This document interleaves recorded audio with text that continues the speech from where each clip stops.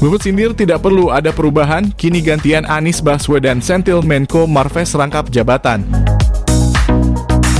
Masih ingat dengan pernyataan Luhut Binsar Panjaitan Menko Marves terkait tak perlu ada koalisi perubahan. Kini Anies Baswedan sentil tentang rangkap jabatan di pemerintahan. Pernyataan Luhut Binsar Panjaitan soal tak perlu adanya perubahan sempat viral dan mendapat sorotan di berbagai pihak.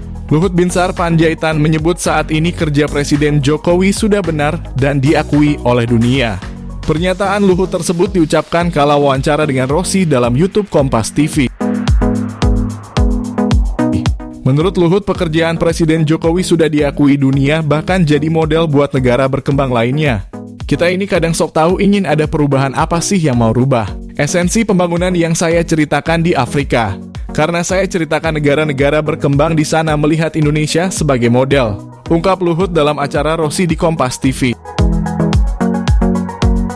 Anies Baswedan yang mengusung koalisi perubahan sendiri tidak menanggapi tentang apa yang dikatakan oleh Luhut soal tak perlu adanya perubahan. Namun dalam wawancara dengan Najwa Shihab, Anies Baswedan menyentil tentang rangkap jabatan, salah satunya yang Menko Marves Luhut Binsar Panjaitan. Seperti yang diketahui, Luhut banyak diberi tugas oleh Jokowi dari mulai saat COVID-19 hingga tentang polusi udara di Jakarta akhir-akhir ini. Rangkap jabatan banyak terjadi di Indonesia, khawatir Anies adalah merembet kepada konflik of interest alias dekat konflik kepentingan pejabat tersebut. Ini fenomena yang banyak terjadi, bahwa ketika menjadi gubernur, wali kota, bupati, menteri, menko dan punya latar belakang di bidang usaha harus berhati-hati sekali.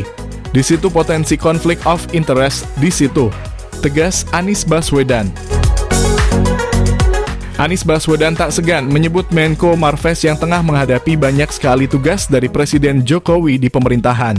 Saya melihat di Indonesia penutasan ekstra yang diberikan Menko Kemaritiman misalnya, lebih dari 15 yang diberikan. Ini sebenarnya bisa mengganggu tertib governance yang ada, ungkap Anies Baswedan. Anies Baswedan pun bakal membuat kebijakan dengan meminimalisir memberikan rangkap jabatan dan memberi kesempatan kepada yang lain. Karena itu kenapa ke depan Indonesia punya stok banyak kok yang baik, yang hebat kalau diberi tugas dibenarkan, yang tidak dikasih ke satu orang saja, bukan bicara orangnya. Kalau bicara orangnya bisa mampu, tapi soal ketertiban organisasi dan menghindari conflict of interest. Bagaimana di satu sisi punya usaha, di sisi lain buat regulasi terkait bidang usahanya. Tutur Anies Baswedan lagi.